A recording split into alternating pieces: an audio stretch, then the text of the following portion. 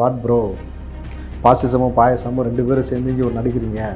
கிட்டத்தட்ட பார்த்தீங்கன்னாக்கா தமிழ்நாட்டில் எவ்வளோ பெரிய பிரச்சனை போய் கொண்டு இருக்கிறது. இன்றைக்கு எதை மடைமாற்றுவதற்காக 2 பேர் வந்து ஹேஷ்டாக் போட்டு விளையாண்டுட்டு இருக்கிறீங்கன்னு கேட்குறேன். எல்கேஜி பசங்களும் யூகேஜி பசங்க மாதிரி அடிச்சுக்கிறீங்கன்ட்டு இதில் இன்னொரு ஆள் விட்டுட்டாங்களே, ப்ரீகேஜி பாய். அதே தான் கரெக்டாக வண்டி டிவிகே ஃபார் டின்னு சொல்லி நீங்களும் விளையாடுனீங்க. இல்லைம்மா, நீங்கள் பாருங்கள், அழகா எல்கேஜி யூகேஜி இப்போ ப்ரீகேஜினோட உங்களுக்கே தெரியுது நாம் தமிழர்னு. இதில் கூடுதலாக ஆதவர்ஜன் ஒரு அடி அடித்தார். யார்? பால்வாடி பையனை. குழந்தைகள் வந்து பால்வாடிக்கு அதுங்களே விருப்பப்பட்டு போகாது. அப்பா அம்மா வந்து தூக்கி கொண்டு போய் நமக்கு இப்போ போர் அடிக்குதுன்னு கொண்டு போய் ஸ்கூலில் விட்டு வந்துடுவாங்க கட்டாயத்துக்கு. அதே போல் வந்து ஸ்டாலினும் அவங்க அம்மாவும் சேர்ந்து கொண்டு வந்து கட்டாயத்துக்கு தூக்கி கொண்டு வந்து பால்வாடி பிள்ளை மாதிரி இங்கே வந்து அரசியல் உட்கார வச்சுருக்காங்களே தவிர, நீங்கள் எல்லோருக்குமான அப்பா, சித்தப்பா, பெரியப்பா, அண்ணன், நொன்னேன்னு சொல்கிறீங்களே தவிர எந்த பிரச்சனைக்கும் தீர்வு நீங்கள் வந்து காட்டுறீங்களான்னு காட்டுறதில்லை. இன்றைக்கி நீங்கள் வந்து பெரியாரிசம் பேசுகிறீங்க, பெரியார் கொள்கை பேசுகிறீங்க, ஆனால் நீங்கள் அதை செய்து காட்டியிருக்கிறீர்களா? நீங்கள் பண்ணையார் இல்லைன்னு நீங்கள் சொல்ல வேண்டிய அவசியம் ஏன் ஏற்பட்டிருக்கு? இவர் பொதுவாக தானே பண்ணையார்னாரு.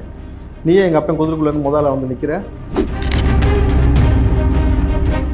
கேலோ இந்தியான்னு ஏன் வச்சேன்? திமுக விளையாடு இந்தியான்னு வச்சிருக்க வேண்டியதானே கீழே. ஏன் கேலோ இந்தியான்னு வச்சேன்? ஹிந்தி எதுக்குறாங்க.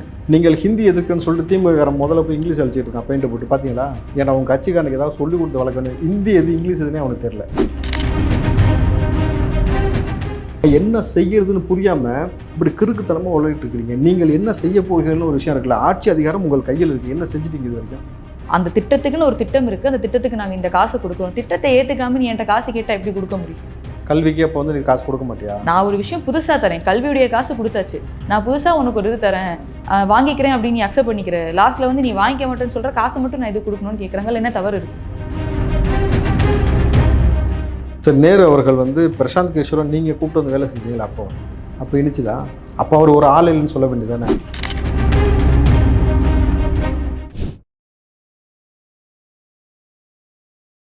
இளைய பாரதம் நேர்களுக்கு வணக்கம். இன்று நம்மோடு இணைந்திருக்கும் சிறப்பு விருந்தினர் காங்கிரஸ் கட்சியின் திரு ராவுத்தர் இப்ராஹிம் அவர்கள். வணக்கம் சார். வணக்கம் அஞ்சு.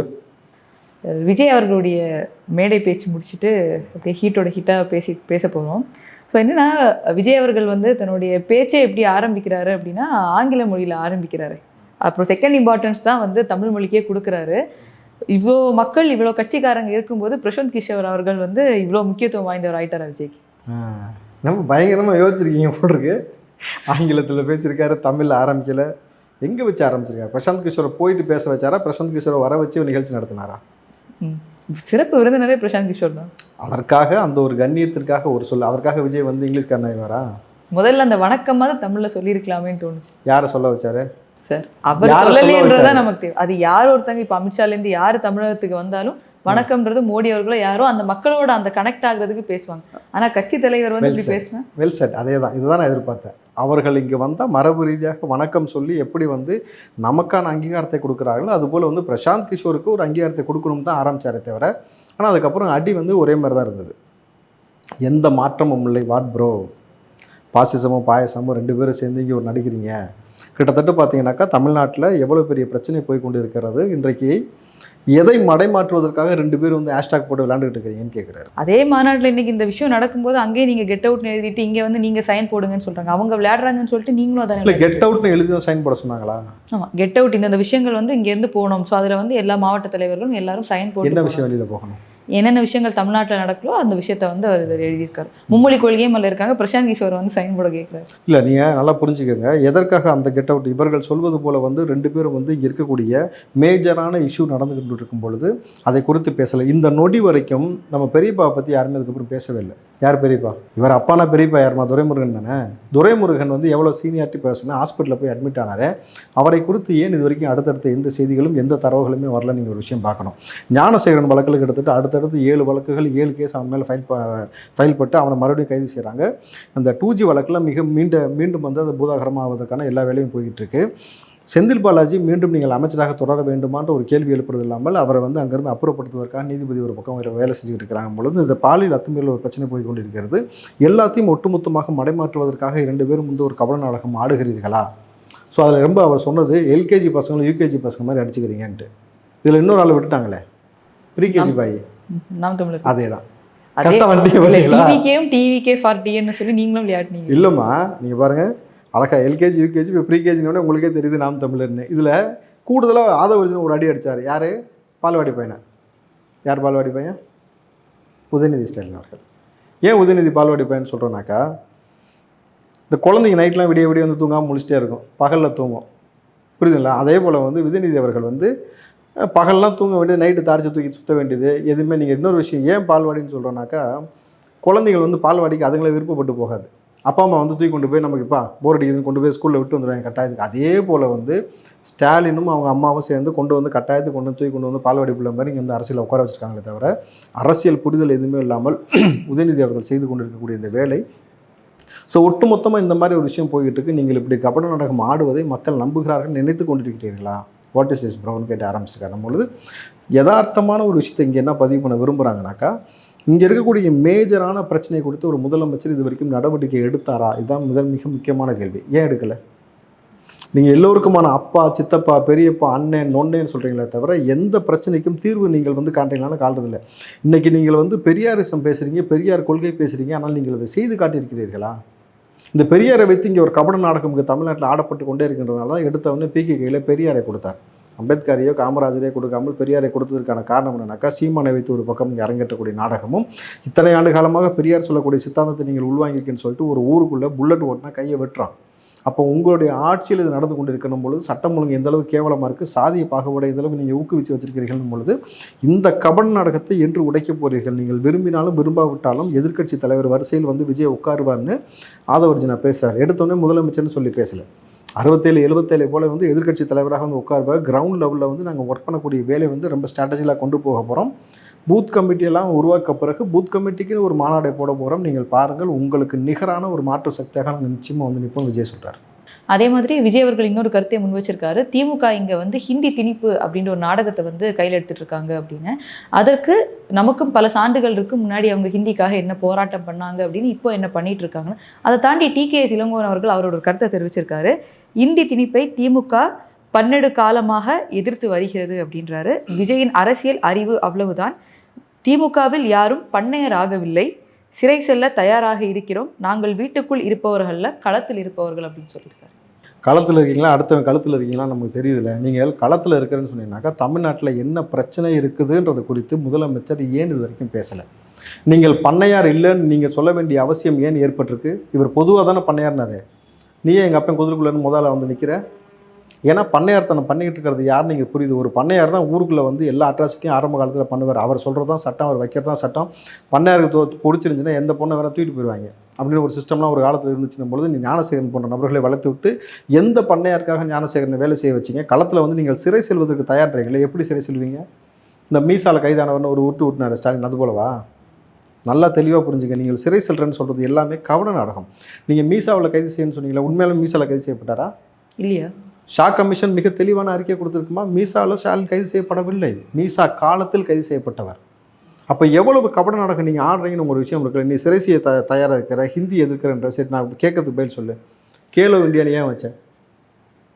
திமுக விளையாடு இந்தியான்னு வச்சிருக்க வேண்டியதானே கீழே. ஏன் கேலோ இந்தியான்னு வச்சேன்? ஹிந்தி எதுக்குறாள் சொல்லுங்கள். நீங்கள் ஆடுவதான் நான் சொல்கிறேன். நீங்கள் பண்ணுறதெல்லாம் பார்த்தீங்கன்னாக்கா எவ்வளோ முட்டாள்தனமான மூர்க்கத்தனமான விஷயத்தை தொடர்ச்சியாக அந்த ஆட்சி அதிகாரத்தில் இருக்கக்கூடிய நபர்கள் அரங்கேற்றம் செய்து கொண்டே இருக்கிறீங்கன்னு பொழுது, நீங்கள் சிறை செய்ய தயார், ஹிந்தி எதிர்க்கிற தயார்னும் பொழுது, நீங்கள் ஹிந்தி எதிர்க்குன்னு சொல்லிட்டு திமுக முதல்ல போய் இங்கிலீஷ் அழிச்சிட்டு இருக்கான் பெயிண்ட் போட்டு. பார்த்தீங்களா? ஏன்னா உங்கள் கட்சிக்காரனுக்கு ஏதாவது சொல்லிக் கொடுத்து வளர்க்க வேண்டியது. ஹிந்தி எது இங்கிலீஷ் எதுனே அவனுக்கு தெரியல. உங்களுடைய அறிவு இந்த அளவுக்கு தான் இருக்கணும் பொழுது, நீங்கள் விஜய் எதிர்ப்பதாக நினைத்து கொண்டு நீங்கள் பேசக்கூடிய ஒவ்வொன்றும் இது விஜய்க்கு தான் ப்ரொமோஷனாக மாறும். நீங்கள் அவர் சொல்வது என்னன்னாக்கா, ஆட்சி அதிகாரத்தில் சரியான ஒரு நடைமுறை இங்கே இல்லைன்னும் பொழுது அதை சரி செய்வதற்கு என்ன செய்யணும்? இப்போது ஹிந்தி இருக்கிற ரைட்டு, இந்த நீட் எதிர்க்கிறேன்னு சொல்கிற. இப்போ மே மாதம் 4ஆம் தேதி எக்ஸாமு. ஒரு அரசாணை வெளியிடுவதற்கு துப்பு இருக்கா உங்களுக்கு? நீட்டுக்கான பயிற்சியை வந்து நாங்களே கொடுப்போம், அரசாங்கமே நீட்டுக்கான பயிற்சி கொடுக்கும், எக்ஸ்ட்ரா ஃபீஸ் வாங்குறோன்னு ஏன் சொல்ல? டிகே சொல்வாரா? ஸ்டாலின் சொல்லுவாரா? உதயநிதி சொல்வாரா? அனிதா வைத்து கபட நாடகம் ஆடுறது, கார் ரேஸ் வந்தானே அனிதா மறந்துடுறது. போன வருஷம் அனிதா மறந்துட்டு கார் ரேஸ் ஓட்டிகிட்டு இருந்தார் பொழுது என்ன அரசியல் புரிதல் உங்களுக்கு இருக்கிறது திமுகவிற்கு? நீங்கள் எந்த சித்தாந்தின் அடிப்படையில் வந்திருக்கீங்களோ அந்த சித்தாந்தத்தை கொண்டு நிற்கிறீங்களா? இப்போ இல்லை, அதே சேகர் பாபு என்னம்மா சொல்கிறாரு? என்ன ஆட்சின்னு சொல்கிறாரு? ஆன்மீக பூமி ஆட்சின்றார். என்ன ஆட்சி? ஆன்மீக ஆட்சி. நீங்கள் இப்போ முதல்ல உங்கள் சித்தாந்தம் என்ன சொல்லு எனக்கு. இப்போ நீ பெரியாரை ஏற்றுக்கொண்டு பகுத்தறிவு சித்தாந்தத்தை பேசக்கூடிய நீ இப்போ ஆன்மீக சித்தாந்தம்னு பேசுறதுக்கான அவசியம் என்ன? ஆன்மீகத்தை மக்கள் விரும்புகிறார்கள், நாடுகிறார்கள், ஆன்மீகத்தை நம்மளை ஆதரிச்சாதான் நம்மளே ஆதரிப்பாங்களோன்னு சொல்லிட்டு சித்தாந்தத்தை விட்டுட்டியே நீ. என்ன சித்தாந்தத்திற்காக நீ கட்சி ஆரம்பிச்சு அதை விட்டுட்ட? வறுமையை ஒழிப்பெண்ண ஒழிச்சியா? ஏழ்மையை ஒழிப்பெண்ண ஒழிச்சியா? சாதியை ஒழிப்பெண்ண ஒழிச்சியா? சாதிய பாகுபாடுகளை ஒழிப்பெண்ண ஒழிச்சியா? இன்றைக்கு வேங்கவேலில் பாதிக்கப்பட்ட மக்களை எதற்காக நீங்கள் பாதிப்புக்கு உள்ளாக்குனீங்கன்னு ஒரு கேள்வி இருக்குல்ல. எதை ஒழிச்சிங்க இது வரைக்கும்? இல்ல, வேங்கவேலியோட பிரச்சனைக்கு அவங்க முடிவு சொல்லிட்டாங்க. என்ன ஆனா திருமாவளவன் திரும்பவும் மேல்முறையிட அந்த விஷயத்தை இல்ல இவங்க பண்ணலன்னு அவர் தானே சொல்றாரு. ஆளுங்கட்சி அதுக்கான தீர்வை கொடுத்துட்டாங்க. ஆளுங்கட்சி சொன்னாலே உண்மையாயிருமாம்மா? ஸ்டாலின் கூட தான் 100% வாக்குறுதி நிறைவேற்றினாரு. உண்மையா? சிபிசிஐடி விசாரணையே கேள்விக்குறிக்க ஆக்குற மாதிரி இல்லையே. என்னமா? சிபிசிஐடி விசாரணையிலே கேள்வி எழுப்புற மாதிரி இல்லையா? அவங்க விசாரிச்சு சொல்றதுதான். கேள்வி கேட்கணும்ல, அதான ஜனநாயகம். நீங்கள் ஒரு விஷயம் சொல்லிட்டீங்கிறதுக்காக அப்படியே ஏற்றுக்கொள்ள முடியுமா? கள்ளக்குறிச்சி கள்ள சாராயம் ரேஸில் ஒரு ஐஏஎஸ் சொன்னாரா சாராயம் காரணம் இல்லைன்னு? அது உண்மையாது இல்லையே. நிதர்சனமாக நம்ம தெரியுமா? இவர்கள் சொல்வதால் உண்மை நம்ம எடுத்துக்கொள்ள முடியாதுல்ல. நீங்கள் உங்கள் சித்தாந்தத்தை தவற விட்டு விட்டீர்களா இல்லையா? திமுக என்ன சித்தாந்தத்தின் பேரில் ஆரம்பிக்கப்பட்டதோ அதன்படி தான் போகிறீங்களா? வேலை தூக்கிட்டு சுற்றுற ஆன்மீக ஆட்சின்ற திருச்செந்தூர் கோயில்கள் நின்றுக்கிட்டு மக்கள் எங்களுக்கு இவ்வளோ நெருக்கடியாக இருக்குனாக்கா, திருப்பதி போனால் 24 மணி நேரம் நிற்கிறான்னு சொல்லிட்டு நீ பேசுகிற, நீ ஆன்மீக ஆட்சின்னு பேசுகிற, மக்கள் பக்தர்கள் இப்படி இழிவாக பேசுகிற, நீ எந்த சித்தாந்தன்னு எந்த கோட்பாடு அடிப்படையில் திமுக இப்போ பயணித்து கொண்டிருக்கிறது சொல்லுங்கள் பார்ப்போம். ஒரு பயந்த சித்தாந்தன் பேரில் கிடையாது. யாருமே அவங்களுடைய கொள்கை கோட்பாடு எல்லாத்தையும் அடமான வச்சுட்டு அவர்கள் இன்றைக்கு பிஜேபி ஒரு பக்கம், அந்த பக்கம் விரும்பினாலும் விரும்பாவிட்டாலும் ஒரு பக்கம் வளர்ந்து கொண்டு வருகிறது. இந்த பக்கம் பார்த்தீங்கன்னா விஜய் என்ற ஒரு புதிய கட்சி உள்ளே வந்துருச்சு, நமக்கான தலைவலியை உருவாக்கி விட்டது. அதிமுக எடப்பாடி இவ்வளவு நாள் அமைதியாக இருந்தார், இன்றைக்கு நாடாளுமன்றம் வரைக்கும் இந்த ஞானசேகரன் வழக்கை கொண்டு போய் சேர்த்துட்டாரு, கவனம் ஈர்ப்பு பெறாரு. இன்றைக்கி அவர்கள் கொடுத்த அழுத்தம் என்பது மிக முக்கியமான அழுத்தமாக மாறிக்கொண்டு வருதுன்னும் பொழுது அப்போ நம்ம என்ன செய்யறதுன்னு புரியாமல் இப்படி கிறுக்குத்தனமாக உலகிட்டு இருக்கிறீங்க. நீங்கள் என்ன செய்ய போகிறீங்கன்னு ஒரு விஷயம் இருக்குல்ல. ஆட்சி அதிகாரம் உங்கள் கையில் இருக்குது. என்ன செஞ்சிட்டீங்க இது வரைக்கும்? இந்த தொடர்ச்சியாக இந்த 4 வருஷத்தில் உருப்படான இந்த விஷயம் நாங்கள் செஞ்சுட்டோம்ப்பா, இந்த விஷயத்தினால மக்கள் நல்லா இருக்காங்க, குழுன்னு இருக்காங்கன்னு ஒரு விஷயம் சொல்லுங்கள். திமுகனால சொல்லுங்கள் பார்ப்போம். ஒன்றுமே கிடையாது. இவர்கள் பேசுவதெல்லாம் பைத்தியகாரத்தனமான பேச்சு. அப்படி தான் நான் பார்க்குறேன். இப்போ விஜய் அவர்கள் மேடையில் முக்கியமாக குறிப்பிட்ட விஷயம் மும்மொழி கொள்கை. அதே மாதிரி அவர் விஷயம் சொல்கிறாரு. அதாவது இங்கே ஒரு கேள்வி எழுப்புறாங்க என்கிட்ட, உங்கள் கட்சியில் இளைஞர்கள் இருக்காங்க, ஏன் இருக்கக்கூடாதான்னு கேட்குறாரு. அதே மாதிரி பாமர மக்கள் உங்கள் கட்சியில் இருக்காங்க, ஏன் இருக்கக்கூடாது அப்படின்னு கேட்குறாரு. அதே விஜய் அவர்கள் ஏன் என் மேலே நான் விஜய் வித்தியாசமாக பள்ளி வச்சிருக்கேன்னு சொல்கிறாங்கன்றது ஏன் விஜய் அவர்கள் கிளாரிஃபிகேஷன் கொடுக்கலைங்க? விஜய் இலவச பள்ளி ஒன்று வச்சு நடத்துறாரு, அதை பற்றி ஏன் யாருமே பேசல? இதை பற்றி ஏன் யாரும் பேசல? அதை பற்றி சொல்கிறீங்க, ஏன் இந்த நெகட்டிவ் பாயிண்ட் ஒன்று இருக்கு இல்லையா? எது நெகட்டிவ்? விஜய் வித்தியாசம்னு ஒரு பள்ளியை வச்சுட்டு ஹிந்தியை எதிர்க்கிறாரு. விஜய் வச்சு நடத்துறாரா? விஜய் வச்சு நடத்துறாரா? என் கேள்வி ரொம்ப விஜயுடைய பள்ளி அதனுடைய விஜய் வச்சு தான் இருக்கிறாரு அப்படின்னு ஒரு பேரே போடப்பட்டிருக்கு. விஜய் அவருடைய தந்தையோட பேரும் அதோட ஃபவுண்டேஷன் விஜயுடைய தந்தை விதமா இருக்கிற வச்சு நடத்துறாரு, விஜய் வச்சு நடத்தல. நல்லா புரிஞ்சுக்கோங்க. விஜயுடைய வீட்டுல அவருடைய தந்தை இந்த மும்மொழி கொள்கை அப்படின்றது ஆதரிக்கிறாரு, அவர் பையன் ஆதரிக்கல அப்படின்னு எடுத்துக்கலாம். சரி, அழகிரியும் ஸ்டாலினும் ஒரே வீட்டுல பிறந்த பிள்ளை தான். அவங்க இருக்கட்டும் சார், நம்ம டிவி நான் கேட்கறது வாங்கம்மா. அழகிரியும் ஸ்டாலினும் ஒரே வீட்டுல தான் பிறந்த பிள்ளை. இவர் ஆட்சியில் உட்காந்துருக்க ஓரம் கட்டி வச்சிருக்கீங்க. இதுல எப்படி நீங்க எப்படி பாப்பீங்க? நீங்கள் உங்கள் வீட்டில் உங்கள் அப்பா ஒரு விஷயம் பண்ணுறாங்க, ஆனால் அப்பா பண்ணுறதை நீங்கள் எதிர்க்கவோ அந்த பள்ளி இருக்கக்கூடாது அப்படின்றத அப்பா கிட்ட சொல்லாமல் மக்கள் கிட்ட இல்லை நீங்கள் அதை படிக்கக்கூடாது அப்படின்னு சொல்கிறீங்க. உங்கள் பையன் வெளிநாட்டுக்கு போய் படிக்கிறாங்க, அதுலேயும் விஜய் அவர்கள் சொல்கிறாரு உங்களுக்கு படிக்க விருப்பம் இருக்குது, நீங்கள் படிக்கணும்னா படிக்கலாம். விஜய் அவர்களுக்கு காசு இருக்குது, அவரோட பையன் சஞ்சய் படிக்க வைக்க முடியும். பாமர மக்களுக்கு படிக்க வைக்க முடியலன்னா அங்கே ஒரு ஆப்ஷனாக அது இருந்துட்டு போட்டும், வேணும்னா அந்த குழந்தைங்க படிக்கட்டும், இல்லைனா என்ன படிச்சுட்டு போட்டும். ஒரு எக்ஸ்ட்ராவாக ஒரு விஷயம் கற்றுக்கிறது அப்படின்ற ஒரு நல்ல விஷயம் தானே. அதை எதுக்கு விஜய் அவர்கள் எதிர்க்கிறார்? விஜயோடைய அப்பாவை விஜய் தன் கட்சியில் சேர்த்துருக்காரா? இல்லை. புரிஞ்சிருச்சா? இல்லை, புரியல சார். புரியலையா? உங்கள் சித்தாந்தம் நான் ஏற்றுக்கொள்ளவில்லை, என் சித்தாந்தம் நீங்கள் ஏற்றுக்கொள்ளவில்லை, என் கட்சியில் உங்களுக்கு இடம் இல்லை, நான் வேறாக தனியாக நின்று செயல்படுகிறேன். விஜய் அவர்கள் என்ன சொல்லணும்னா, மும்மொழி கொள்கை எத்தனை பேருக்கு வேணும்? இப்போ அண்ணாமலை அவர்கள் சொல்லியிருக்காரு, மார்ச் 1ஆம் தேதியிலிருந்து என்னென்ன மக்களுக்கு வேணும் அப்படின்ற ஒரு விஷயத்தை கேட்குறாங்க. ஏன்னா இன்னைக்கு எனக்கு வேணும், இன்னொருத்தருக்கு வேணாம் அப்படின்னா அந்த பெர்சன்டேஜ் எவ்வளோன்னு தெரிஞ்சதா அது வேணுமா வேணான்றது கொடுக்க முடியும். அப்போ அப்படி இருக்கும்போது அந்த ஒரு ஆய்வை எடுத்துட்டு விஜய் அவர்கள் சொல்லலாம், விஜய் அவர்களே எப்படி இங்கே இருக்கு இத்தனை கோடி மக்களுக்கு அது தேவையில்லை அப்படின்றத அவரே ப்ரெடிக்ட் பண்ணி சொல்ல முடியும். ஏன் தேவையில்லைன்னு சொல்கிறாங்கன்னா, நீங்கள் மும்மொழி கொள்கை எதற்காக இங்கே கட்டாயப்படுத்த வேண்டாம்? ஒரு மாநில அரசு, நான் கேட்கறதுக்கு பதில் சொல்லுங்கள், இதை ஏற்றுக்காட்டி நிதி கொடுக்க மாட்டேன்னு சொல்கிறாங்க, இது சரியா? அந்த திட்டத்துக்குன்னு ஒரு திட்டம் இருக்குது, அந்த திட்டத்துக்கு நாங்கள் இந்த காசு கொடுக்குறோம். திட்டத்தை ஏற்றுக்காம நீ என்கிட்ட காசு கேட்டால் எப்படி கொடுக்க முடியும்? கல்விக்கு அப்போ நீ காசு கொடுக்க மாட்டியா? நான் ஒரு விஷயம் புதுசாக தரேன், கல்வியுடைய காசு கொடுத்தாச்சு, நான் புதுசாக உனக்கு ஒரு இது தரேன், வாங்கிக்கிறேன் அப்படின்னு நீ அக்செப்ட் பண்ணிக்கிற, லாஸ்ட்டில் நீ வாங்கிக்க மாட்டேன்னு சொல்கிற, காசு மட்டும் நான் இது கொடுக்கணும்னு கேட்குறாங்க, என்ன தவறு இருக்குது? சரி, ஓகே. அப்போ நீ காசு கொடுக்க மாட்டேன்னு ரொம்ப தெளிவாக இருக்கிற பிஜேபி இதே ஸ்டாண்டில் 2026 எலெக்ஷன் அப்பயும் அதே மாதிரி நில்லுங்க. பிஜேபி அந்த திட்டத்தை அக்செப்ட் பண்ணிக்கிட்டா காசு தான், அந்த திட்டத்தை நீ அக்செப்ட் பண்ணாட்ட காசு கொடுக்க மாட்டேன் 2026 வரைக்கும் இதே நிலைப்பாடில் நீங்கள் இருங்கள். அதே மாதிரி இந்த ஹிந்தி திணிப்பை பற்றி நீங்கள் ஒரு நிலைப்பாடில் இருங்கள், ஒன்றும் பிரச்சனை கிடையாது. தமிழில் எதற்காக ஒரு மாநிலத்தோடைய மொழி அழியக்கூடாதுன்னு சொல்கிறாக்கா, நீங்கள் மகாராஷ்டிராவில் உள்ள முதலமைச்சர் சொல்கிறார், நீங்கள் அங்கே இருக்கக்கூடிய அரசாங்கத்துறையில் மக்களிடம் மராட்டியில் பேசுங்கள், ஹிந்தியில் இருக்கக்கூடிய இங்கிலீஷ்லையும் நீங்கள் பேசக்கூடாதுன்னு சொல்கிறார். நம்பர் 1. நம்பர் 2, இந்தியாவுக்குன்னு ஒரு மொழி இருக்கா? நேஷனல் லாங்குவேஜ் ஏதாவது ஒன்று இருக்கா? இல்லை. ஸோ மாநில வாரியாக அந்தந்த மாநிலம் தன் மொழியை காப்பாற்றுவதற்கான ஒரு நிலைப்பாடை எடுக்கணும். இன்றைக்கு முதலமைச்சர் ஸ்டாலின் அவர்கள் என்ன கவுடவா பேசுறது, பேரு பெத்த பேரு பேசுறதெல்லாம் எதில் பேசுகிறாங்களோ தெரியுது. அப்புறம் தமிழை நீங்கள் எப்படி காப்பாற்றுவீங்க? ஒரு மாநிலத்துடைய மொழி அழியாமல் பார்த்துக்கொள்ளணும். இந்த மொழியை வச்சு தான் நீங்கள் அரசியல் பண்ணுறீங்க, இந்த மக்களை வச்சு தான் நீங்கள் அரசியல் பண்ணுறீங்க பொழுது 12ஆம் வகுப்பு வரை நிச்சயமாக மேண்டிட்டரியாக வந்து தமிழில் தான் படிக்கணும். தமிழில் படித்த நபர்களுக்கு தான் அரசாங்கத்துறையில் முன்னுரிமை கொடுக்கப்படும். தமிழ் சார்ந்து இயங்கக்கூடிய எல்லா விஷயத்துலையும் அவர்களுக்கு முன்னுரிமை கொடுக்கணும்னு ஒரு மாநிலத்துடைய முதலமைச்சர் அதை இனிஷியேட்டிவ் பண்ணணுமே தவிர நீங்களே முதல்ல தமிழராக இல்லைன்னு பொழுது நீங்கள் எப்படி இனிஷியேட் பண்ணுவீங்க? அப்போது பிஜேபியோட ஒரு கபட நாடகம் ஆடிட்டு நாங்கள் ஒத்துக்கிறோம்னு அங்கே சொல்ல வேண்டியது, இங்கே பிரச்சனை வரும்போது நாங்கள் ஒத்துக்க மாட்டோம்னு இங்கே ஒரு நாடகம் போடுறது. அப்போ திமுக தான் இங்கே மெயினாக நாடகம் ஆடுறது. பிஜேபி என்ன சொல்லுதுனாக்கா ஒத்துக்கிட்டா காசு தரேன், ஒத்துக்காட்டி காசு தரல, இந்த ஸ்கீமுக்கு நீ ஒத்துக்கிறியான பொழுது உள்ளே போய் ஒத்துக்கிறேன்றது. நீங்கள் டங்ஸ்டன் அந்த விஷயத்தை நீங்கள் யோசிச்சு பாருங்களேன், எதிர்ப்பு தெரிவிக்கலை. இன்றைக்கி பிரச்சனை வந்தவுடனே அதுக்கப்புறம் மத்திய அரசு பார்த்து அதை வந்து கேன்சல் பண்ண பிறகு ஸ்டாலினுடைய அழுத்தத்தின் பேரில் தான் வெற்றி கிடச்சின்னு வெக்கம் இல்லாமல் பேசினாங்க. ஈத்தன் மீத்தன் ஹைட்ரா கார்பனுக்கு ஸ்டாலின் அவர் கையெழுத்து போட்ட விஷயமா இருக்கட்டும், ஒவ்வொரு விஷயத்துக்கும் ஒரு இப்படி தான் கபட நாடகம் ஆடுறாங்களே தவிர, இந்த நீட்டை வச்சு கபட நாடகம் ஆடுறாங்களே தவிர, இவர்கள் தீர்வு கொண்டு வரணும்னு நினச்சா செஞ்சிடலாம். ஒரு மாநிலத்திற்கு ஒரு மொழி அழியாமல் இருந்தால் தான் அந்த இனம் அழியாமல் இருக்குன்றதுனால 12ஆம் வகுப்பு வரைக்கும் சரி, காலேஜில் சரி, தமிழ் மேண்டரே நீங்கள் படிங்கன்னு சொல்லிட்டாக்கா அது ரொம்ப சிம்பிள். அதுக்கப்புறம் எத்தனை மொழியை வேணால் படிச்சுக்கலாம் நீங்கள் ஆப்ஷன் கொண்டு வரும்பொழுது நிச்சயமாக தாய்மொழி அழியாது. 6ஆம் வகுப்பு வரைக்கும் படிச்சுட்டு அதுக்கு மேலே அவன் மறந்து கடந்து போயிட்டேனாக்கா நிச்சயமாக எழுத படிக்க வரக்கூடிய சந்ததிகளுக்கு தமிழ் தெரியாதுன்னு போகும்போது என் மாநிலத்தினுடைய உரிமை பறிபோகும் நாளைக்கு. அப்போ 12ஆம் வரைக்கும் தமிழ் படிச்சுட்டு எக்ஸ்ட்ரா எந்த லாங்குவேஜ் வேணால் நீங்கள் படிச்சுக்கலாம் அப்படின்னு கொண்டு வரணும். 2வது விஷயம், ஒழுங்காக வந்து உங்கள் கவர்மெண்ட் ஸ்கூலில் இருக்கிற டீச்சருக்கு ஃபீஸ் கொடுக்கறதுக்கு உங்களுக்கு துப்பு இல்லைன்றீங்க, சத்துணவு ஆயாவுக்கு ஃபீஸ் கொடுக்க துப்பு இல்லைன்றீங்க, ஸ்கூல் காம்பவுண்டை பராமரிக்க துப்பு இல்லை, ஹெச்எம்களுக்கு வந்து சரி கரெக்டாக எல்லா நபர்களுக்கு சம்பளம் போடுறது துப்பு இல்லை, டாய்லெட் ஃபெசிலிட்டி கொடுக்கறதுக்கு ஒழுங்காக துப்பு இல்லை, எக்ஸ்ட்ரா லாங்குவேஜை கொண்டு வந்து அதுக்கு மட்டும் அவ்வளோ ஆசிரியரை போட்டு நீங்கள் கொண்டு வந்து காசு கொடுத்துருவீங்களான்னு ஒரு கேள்வி கொடுக்குறாங்களே. ஃப்ரெஞ்சு கிட்ட வந்து சென்னை கார்பரேஷன்ல படிக்கிற பிள்ளைங்களுக்கு வந்து ஃப்ரெஞ்சு கத்துக்கிறதுக்காக ஒப்பந்தமிட்டு அதுக்கான காசையும் கொடுத்துருக்காங்க. அது கொடுக்க ஒரு கிட்ட காசு இருக்காரு, தமிழக அரசு கொடுத்துருக்காங்க. சென்னை கார்பரேஷன் ஸ்கூல்ஸ் ஏன் கவர்மெண்ட் ஸ்கூல்ஸ்ல போய் வந்து அதை இம்ப்ளிமெண்ட் பண்ணி கவர்மெண்ட் ஸ்கூல் முழுக்க இருக்கக்கூடிய பிள்ளைகளுடைய கல்வி தரத்தை மேம்படுத்தவில்லை? இங்கே இருக்கக்கூடிய பொதுமக்களுடைய இங்கே நல்லா ஒரு விஷயம் நல்லா புரிஞ்சுக்கோங்கம்மா, இந்த ஸ்கூல்ஸும் காலேஜஸும் சரி ஹாஸ்பிட்டலும் இவ்வளோ கேவலமாக போகக்கூடிய நிலைமை ஏன் ஏற்பட்டுருக்குனாக்கா அதோட தரத்தை நீங்கள் மேம்படுத்தலை. தொடர்ச்சியாக எத்தனை பள்ளிகள் மூடப்பட்டிருக்கு, எத்தனை புதுசாக பள்ளிகள் வந்திருக்குன்னு பாருங்கள். இந்த ரயிலிருந்து தள்ளிவிடப்பட்ட கர்ப்பிணி பெண்ணுடைய குழந்தை இறந்து போன பிறகு அந்த பெண்ணுக்கு மேல் சிகிச்சை கொடுப்பதற்காக தனியார் மருத்துவமனை கூட்டு போகிறாங்கனாக்கா அப்போ சென்னையில் மட்டும்தான் உங்களுக்கு அந்த ஃபெசிலிட்டி இருக்குது, பிற மாநிலத்தில் இல்லைன்னும் பொழுது இத்தனை ஆண்டு காலமாக ஆட்சி செஞ்சு ஒரு பேசிக்கான ஒரு விஷயம் மெடிக்கலுக்கு நீங்கள் அந்த டேர்ம்ஸ்க்கு நீங்கள் உருப்படியான ஒரு விஷயத்தை கிழிக்கலன்னும் பொழுது இப்போ மாசுவுக்கும் அந்த துறைக்கு எந்த சம்மந்தம் இல்லைன்றதுனால தான் இந்த மாதிரி ஒரு விஷயம். கல்வித்துறை அமைச்சர் அவர் பண்ணுறது அவர் பேசுகிறதால ஒரு பக்கம் இருந்தாலும் யார் ஏரியாவில் வந்து யார் சீன் போடுறது, ஆனால் இது போன்ற விஷயத்துக்கு வந்து ஒரு முன்னுரிமை எடுக்கிறதே இல்லைன்னும் பொழுது அப்போ இவர்கள் ஆடக்கூடிய இந்த கபன நாடகத்தை நம்ம முதல்ல வெளிச்சத்துக்கு கொண்டு வரணும். இன்றைக்கு திமுக எந்த அளவுக்கு நாடகம் ஆடிக்கொண்டிருக்கிறது. அண்ணாமலை சொன்னது போல் டிஎம்கே ஃபைல்ஸ் 1, 2, 3 வெளியிட்டீங்கல்ல, அதற்கு பிறகு என்ன இனிஷியேட்டிவ் எடுத்து அதை கொண்டு வந்து அவர் அழுத்தத்தை ஏற்படுத்திருக்கீங்க. நம்பர் 1. நம்பர் 2, மோடியை பீஸாக ஆக்கிருவேன்னு சொல்லிட்டு தாமோன்மரசன் பேசின பிறகு இது வரைக்கும் என்ன வழக்கு பதிவு செய்து என்ன கைது செஞ்சீங்கன்னா ஒரு கேள்வி இருக்குல்ல.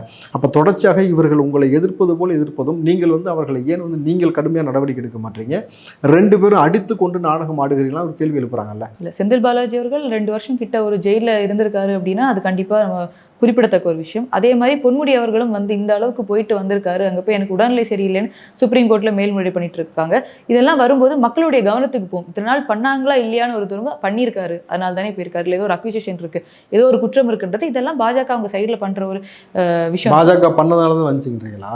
இங்கே இருக்கிறவங்க எல்லாம் தான் சொல்கிறாங்க அண்ணாமலையாச்சுனா செந்தில் பாலாஜி ஜெயிலுக்கு போயிட்டாரு. அண்ணாமலையால் செந்தில் பாலாஜி, அண்ணாமலைக்கும் செந்தில் பாலாஜிக்கும் ஒரு வார் யுத்தம், அதாவது பேச்சில் கருத்தில் ரீதியாக நடந்துச்சு. தவிர செந்தில் பாலாஜி உள்ளே போனதுக்கு அண்ணாமலை தான் காரணம் எங்களுக்கு ப்ரூஃப் இருக்கா சொல்லுங்க. நீங்கள் டிஎம்கே ஃபைல்ஸ் 1, 2 வெளியிட்டீங்களா, நீங்கள் டிஆர் பாலு தூக்கி உள்ளே வச்சிருந்தீங்கன்னா நான் சொல்லுவேன் அதுக்கு காரணம் அண்ணாமலை தான் இப்படி ஒரு விஷயத்தை இனிஷியேட்டிவ் பண்ணீங்கன்ட்டு. நீங்கள் டிஎம்கே ஃபைல்ஸ் 1, 2 வெளியிட்டது போல் வந்து ஜெகத் ரட்சகனோட சொத்தை பறிமுதல் செஞ்சிருந்தீங்கன்னாக்கா நம்ம சொல்ல முடியும். ஜெகத் ரட்சகனுக்கு எப்படி இத்தனை 1000 கோடி வந்தது, 1250 கோடி வரி ஏய்ப்பு சேர்ந்து பணத்தை கொண்டு போய் பிணத்து கூட வச்ச அளவுக்கு கொண்டு வந்து உட்புறையாக கொண்டு சேர்த்து வச்சிருக்கீங்க தவிர அப்போ அண்ணாமலை அதுக்கு என்ன செஞ்சான்னு ஒரு கேள்வி இருக்கும். நீங்கள் தொடர்ச்சியாக நீங்கள் சொன்னது போல் 2024 நாடாளுமன்ற எலெக்ஷனுக்கு பிறகு திமுக என்ற ஒரு கட்சியே இருக்காதுன்னு சவால் விட்டீங்க.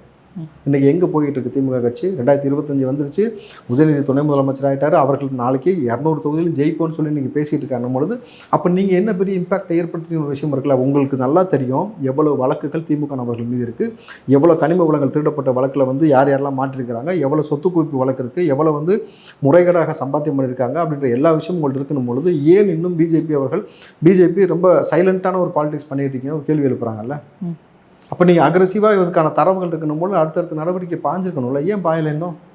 அப்போ வந்து நீங்கள் மிரட்டி அவர்கள் வந்து உங்களுக்கு அனுசரித்து நீங்கள் வந்து நாளைக்கு திமுகவை ஜெயிக்க வச்சு அவர்கள் மூலமாக நீங்கள் நினைப்பதை செய்ய வைக்கிறீங்களா ஒரு கேள்வி எழுப்புறாங்கல்ல.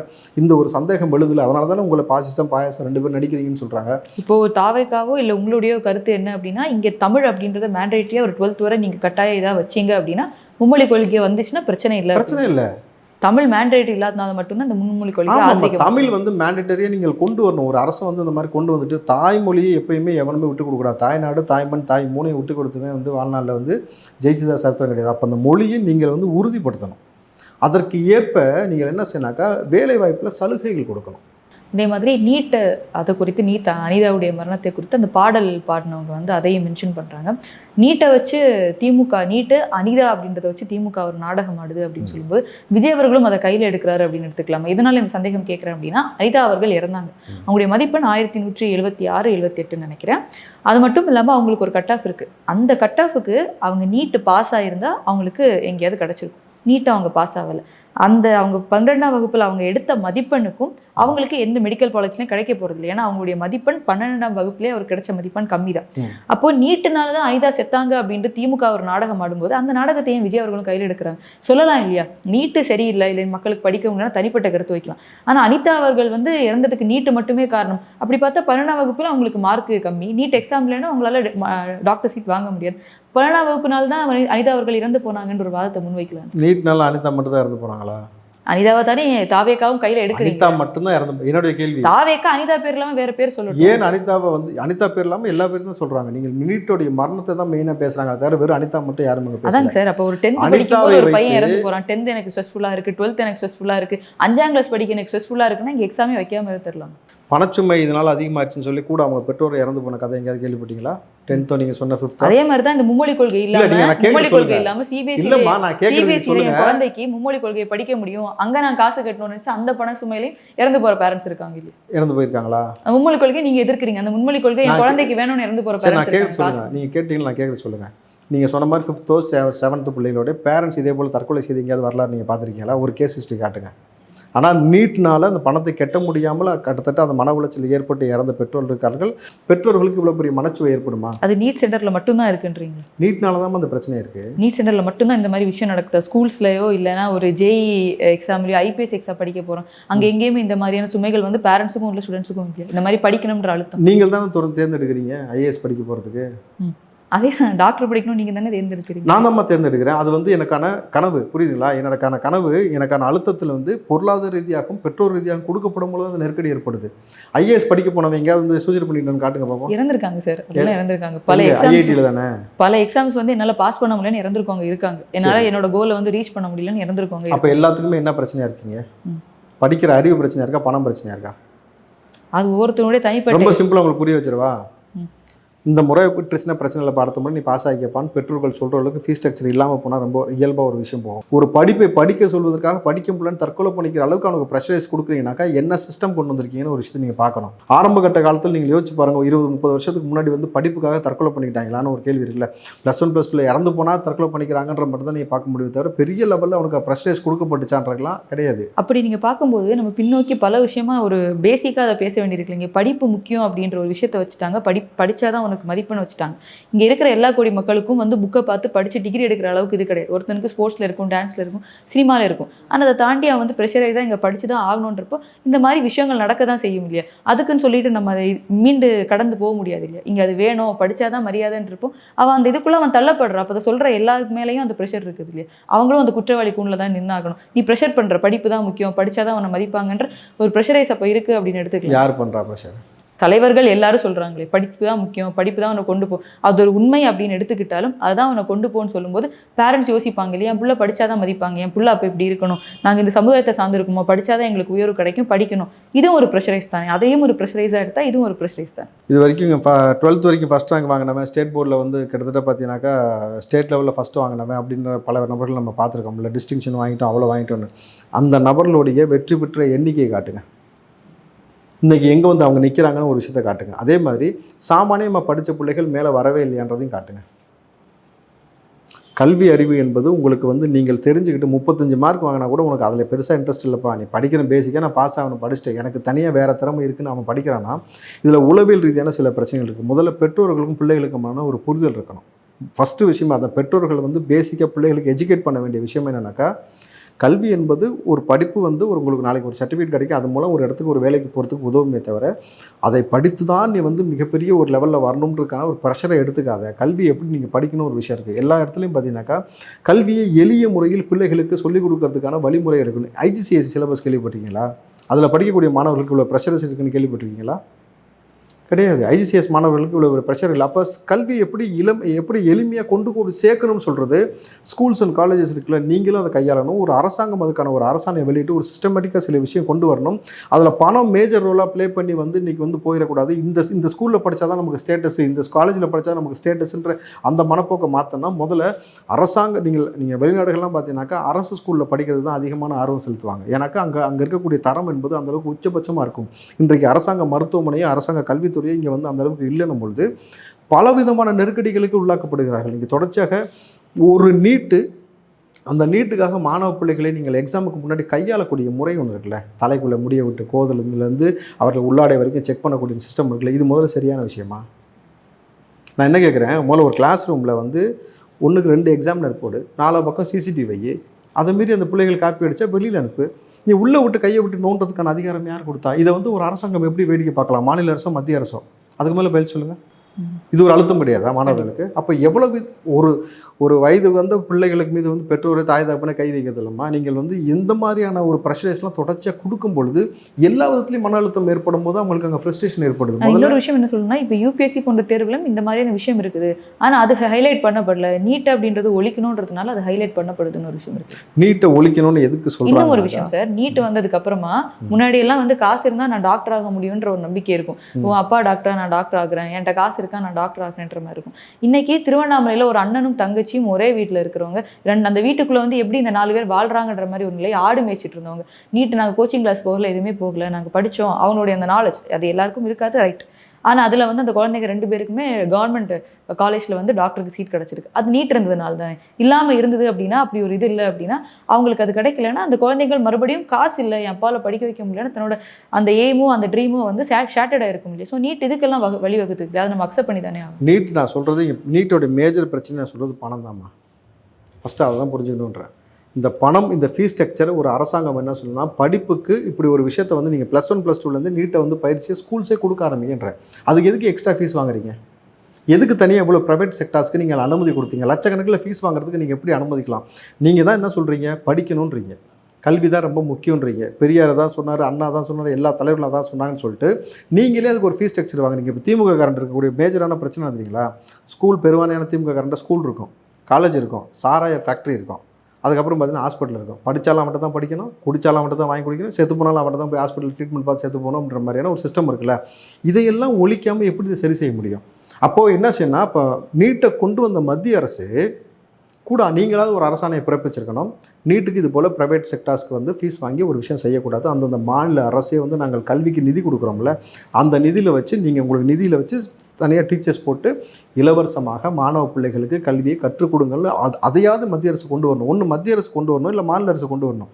பணச்சுமையை ஒழிச்சு விடுங்கன்னு தான் சொல்கிறேன். அதுக்கப்புறம் அவனுக்கு அறிவு இருந்து அவன் படித்தானா வரப்போகிறான், அறிவில் என்ன ஃபெயிலாக போயிட்டு உட்கார போகிறான். ரொம்ப சிம்பிளாக முடிஞ்சிடும். பெற்றோர்களுக்கும் மாணவ பிள்ளைகளுக்கும் இந்த அழுத்தத்தை தடுத்துட்டிங்கன்னா நீட்டை யாரும் பெருசாக எதிர்க்க போகிறதில்ல. நீட்டை எதிர்க்கிறதுக்கான பிரச்சனையே இங்கே எதை மேஜர் படுத்துகிறாங்க, எத்தனை இறப்பு, எவ்வளோ பெற்றோர் இறப்பு, எவ்வளோ நிதிச்சுமை, எவ்வளோ மன அழுத்தம், எந்த அளவுக்கு வந்து கோச்சிங் சென்டரில் பசங்களை அடிக்கக்கூடிய அளவில் போகிறாங்க, இதைத்தான் ஒழிக்கணுன்றப்போ மேஜராக பணம் தான் பிரச்சனை. பணத்தை ஒழிச்சு விட்ருங்க, அப்போ பிரச்சனை வராது யாருக்குமே. இப்போ விஜய் அவர்கள் விஷயத்துலாமல் இப்போ நீங்கள் இந்த ஒரு எக்ஸ்ப்ளனேஷன் எதனால் இதை பண்ணுறீங்க, மும்மொழி கொள்கை அப்படின்றது. இப்போ விஜய் அவர்கள் வந்து மும்மொழி கொள்கையை நாங்கள் எதிர்க்கிறோம் அப்படின்றது, இல்லை நீட்டை நாங்கள் வந்து எதிர்க்கிறோம், இந்த விஷயத்தை நாங்கள் எதிர்க்கிறோம், சிஏஏ நாங்கள் எதிர்க்கிறோம்ன்றதை தாண்டி அதோடைய ஒரு ப்ரீஃபிங்கோ இல்லை எதனால் அப்படின்றத ஒரு மக்கள் புரிதலுக்கு வந்து அதை வைக்கலையோ அப்படின்ற ஒரு குற்றச்சாட்டு எனக்கு தோணும். அந்த விஷயம் என்ன சொல்கிறேன்? இல்லை, அந்த கட்சியில் உள்ள செய்தி தொடர்பாளர்கிட்ட கேட்டிங்கனாக்கா அவங்க கட்சி சார்பாக ஒரு விளக்கம் கொடுத்துருவாங்க. இன்றைக்கு நான் அவங்க கட்சி சார்பாக இதுக்கு விளக்கம் கொடுக்க முடியாது. ஒரு தனிப்பட்ட முறையில் ஒரு காங்கிரஸ்காரன் என்னுடைய பார்வையிலிருந்து எதற்காக நீட்டு வேணான்னு சொல்கிறோம், எதற்காக வந்து மும்மொழி கொள்கையை கட்டாயப்படுத்தாதீங்கன்னு சொல்கிறோம், எந்த கொள்கையை நம்ம கொண்டு வந்தால் எப்படி ஈஸியாக போக முடியுதான்னு நம்ம சொல்கிறோம். மாநிலத்துடைய மொழி அழிஞ்சிடாமல் பார்த்துக்குங்கன்னு சொல்கிறோம். மாநிலத்தில் இருக்கக்கூடிய மாணவ பிள்ளைகளுக்கு பணச்சுமை இல்லாமல் பார்த்துக்கொள்ளுங்கள். இவ்வளோ தான் ரொம்ப சிம்பிள் ஸ்ட்ராட்டஜி. ரெண்டையுமே நீங்கள் வந்து ஈஸி படுத்திட்டீங்கன்னாக்கா யாருமே பெருசாக எதிர்க்க போகிறதில்ல. டிகேஎஸ் இளங்கோவன் அவர்கள் ஒரு கருத்தை முன்வச்ச மாதிரி நேரு அவர்களும் ஒரு கருத்தை முன்வைக்கிறாரு. பிரசாந்த் கிஷோர் அவர்கள் வந்து உள்ளூர்காரர் கிடையாது அப்படின்றத அவர் சொல்கிறாரு. அதுக்கப்புறமா யாருடனும் கூட்டணி சேர்ந்தாலும் எங்களுக்கு திமுக கவலை இல்லை அப்படின்றாரு. ஸோ பீகார்லேயே தன்னோட கட்சியை டெபாசிட் வாங்க முடியாதவர் பிரசாந்த் கிஷோர் அவர்கள். ஸோ இப்போ இங்கே வந்திருக்காரு அப்படின்றதையும் திமுக எதையும் தாண்டி வெற்றி பெறும் அப்படின்ட்டு நேரு சொல்லியிருக்காரு. சார், நேரு அவர்கள் வந்து பிரசாந்த் கிஷோரை நீங்கள் கூப்பிட்டு வந்து வேலை செஞ்சீங்களா? அப்போ இனிச்சுதா? அப்போ அவர் ஒரு ஆள் இல்லைன்னு சொல்ல வேண்டியதானே? இன்றைக்கி திமுக கூடிய ஒரு கேவலமான ஒரு பழக்கம் என்ன தெரியுங்களா? யார் உங்களுக்கு மேஜராக வந்து மேலே வருவதற்கு மிக முக்கியமான அடித்தண்டத்துலேருந்து உழைச்சிருப்பானோ அவனை தூக்கி போட்டுற வேண்டியது, வரலாறை தேட வேண்டியது. இது ரெண்டு தான் மேஜராக நீங்கள் செய்வீங்க. நீங்கள் இல்லை, உங்களுக்கு கண்ணுக்கு தெரிஞ்சு முதலமைச்சர் செய்த ஒரு காரியம், அந்த பெண்கள் மீது அந்த துப்பட்டாவை அவுத்தாங்கன்னு ஒரு செய்தி நம்ம கேள்விப்பட்டோம்னா, அந்த நிகழ்வில் கலந்து கொண்ட பொழுது 3500 ஆண்டுகளுக்கு முன்பாக காளையின் சின்னம் இருந்தது, திராவிடத்தின் சின்னம்னு பேசினார். அப்போவே நமக்கு தெரிஞ்சுங்க, அப்போ ஏதரா திராவிடம் முதலன்ட்டு. திராவிடம்னு ஒன்றும் இல்லை. அப்போ எப்படி வரலாறு தேடுறாங்கன்னு ஒரு விஷயம். அதே போல் பிகே அவர்கள் தொடர்ச்சியாக திமுக தோல்வியற்ற பொழுது ஆதவர்ஜனமும் இவ்வளோ சேர்ந்து பிகே உள்ளே கொண்டு வந்து உங்களுடைய கட்சியை திமுகவை இன்றைக்கு ஜெயிக்க வச்சுருக்காங்க. அன்றைக்கி ஒரு ஆள் இருக்கும்போது எப்படி ஜெயிக்க வச்சுருக்கேன்? அப்போது உனக்கு வந்தாக்கா ரத்தம், அடுத்தவருக்கு வந்தால் தக்காளி சட்னின்னு ஒரு விஷயம் இருக்குல்ல.